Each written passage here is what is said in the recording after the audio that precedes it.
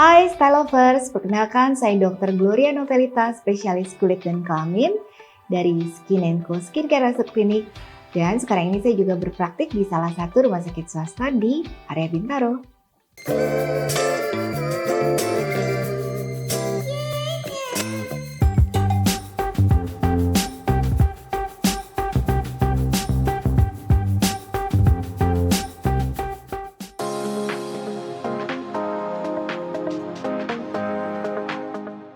Ruam-ruam di daerah lipatan, misalnya di daerah leher, kemudian lipat lengan, dan selangkangan, penyebabnya bisa bermacam-macam.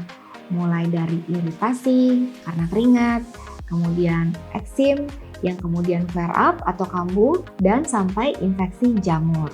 Jadi perlu dibedakan penyebabnya apa, karena penanganannya tentu akan berbeda juga.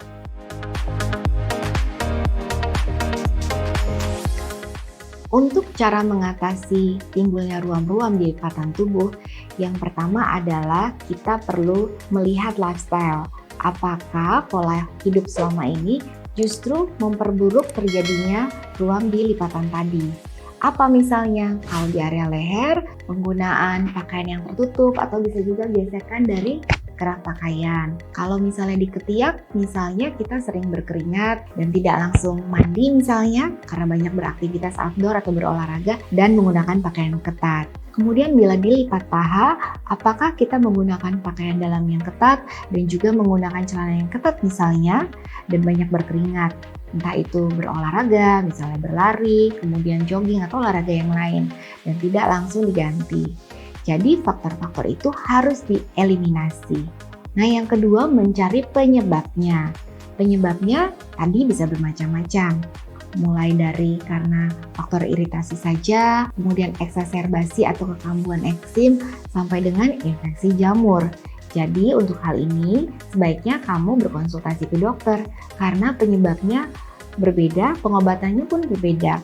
Pengobatan eksim akan bertolak belakang dengan pengobatan jamur. Jadi perlu bertemu dengan dokter untuk mendapatkan terapi yang sesuai.